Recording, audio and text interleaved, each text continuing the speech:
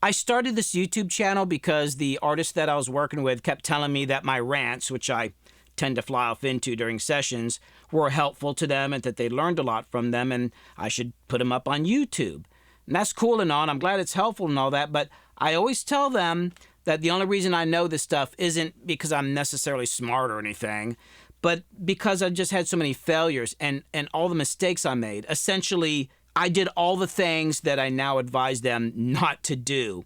And also from the fact that I've just done a crazy amount of projects since 1978 when I joined my first band. So this episode is about failure and perseverance.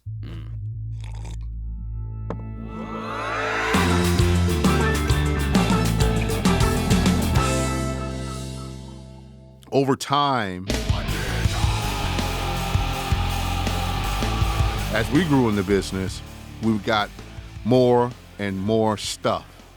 We got more and more accolades, but it took a very long time for that to even start, right? You're talking about, what? I came out in 2003, I met you in 97, so how many years is that? 6 years, but that's when I first met you. Before I met you. But you'd been doing it. Right. And I'd been doing it at that Right. point in time, 12 years or something. Right, and the thing about it is that going out, practicing with the band, and practicing on stage every night for 10 years helped me become the artist that I am today. And that means they helped me be able to speak on microphones, being able to have great interviews with people, being able to be articulate, because I had to learn how to control a crowd of people from different regions of the planet. So I'm figuring out how to be Bone Crusher, right? I'm figuring it out. Like even with you, Billy, I remember me and Billy was going through different sounds. Remember that? We was recording different kinds of music because my voice is like a Fender Stratocaster. So it sounds good in every situation. So I remember you said something one time, and I tell people all the time. I said that the problem with me is I'm pretty good at everything. Yeah. So I didn't realize at the time, but I was working out. I was working my brain out, working my mind out, working my sound out. You're putting in your 10,000 hours. I put in my 10,000 hours.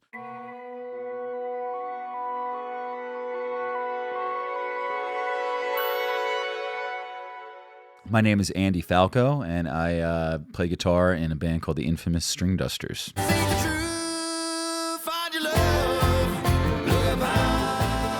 How many songs have you written? There's a lot of songs that you write, and then you kind of write them, and they just kind of suck, or you're not feeling it, and they just kind of end up, in the ether, sort of. Who knows? Probably hundreds. Yeah, I would say I probably have written hundreds. Probably. How many bands have you been in? Oh man. It's almost impossible to know. I mean, let's see.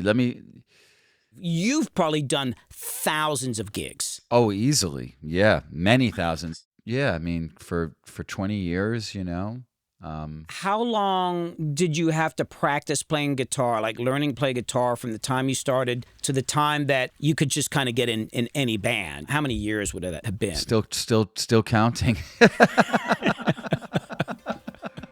There's this thing I always do where I show people my discography, and they'll look at my discography, and it's like really impressive to people. And I'm like, yeah, man, it's just like a very small, probably less than 5% of what I've actually done. I'm actually mostly this incredible failure, As I got like 40 hard drives back here with multiple albums on each hard drive that but nobody's ever heard, I was going to say, you should measure it by hard drives. So I kind of wanted to talk about that, like if you could talk about some of your biggest failures. Oh, man. How long do we have? I remember taking in college, there was like some elective. It was like a human sexuality was like the name of the class, right? And I remember the guy posing a question to the class saying, all right, you go to a bar, you talk to 10 people of the opposite sex, and you get a date with one of them. What's your success rate? And everyone's going, well, 10%, And he's like, yeah, 10%, 10%. Well, no, you're wrong. It's 100% because you got the date. Oh. And I always thought like, wow, that's actually like an interesting way to look at like what you're talking about, because, like if you try a song, you try this, you try that, like it didn't work out, but it's doing all that stuff that eventually then you hit on something and it works out, and so you it's a 100% success rate because you got there.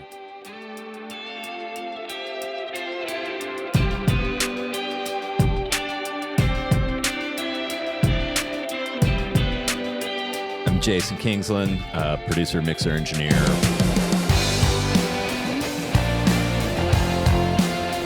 One thing I think that's really important about the topic of failure is failure usually means that you're about to do something really cool. Every time that I've failed, usually if I look at it, I won massively big. It just was, my failure was I didn't get where I was trying to go. Yeah. That's my measurement of failing. It's like, I'm trying to hit this destination, X point on the map. I thought I was going to Topeka and I ended up in like Saskatchewan. Oh, yeah. Well, I failed, but really I didn't fail. I just ended up somewhere different. Failure is something that is quantifiable only by how you perceive what you're trying to do. If you're able to accept sometimes like, well, I'm not getting to this point on the map, but I'm going to get to this other one. And who's to say that maybe Saskatchewan's beautiful? I don't know. I've never been there, but I guess I'm here now. Let's enjoy it, you know? And that is the beauty of failing in this to me.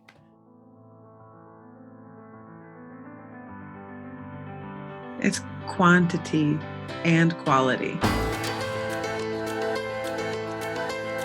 The amount of songs that I've written, I can't count. Hundreds of songs that are sitting in a library waiting to, have their placement.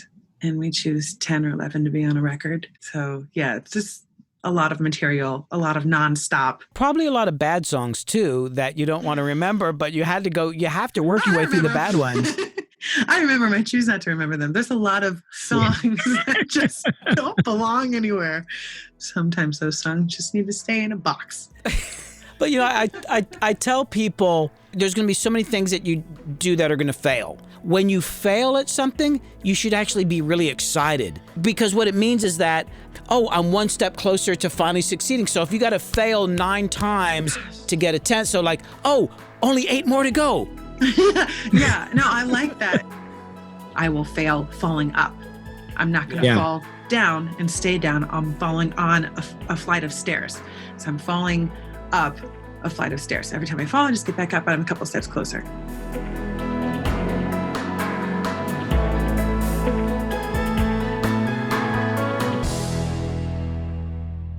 I grew up playing electric guitar in a band, and I mean, I never really thought I would be playing in a bluegrass band, really. I mean, I didn't even play bluegrass or anything. I don't think I even owned an acoustic guitar.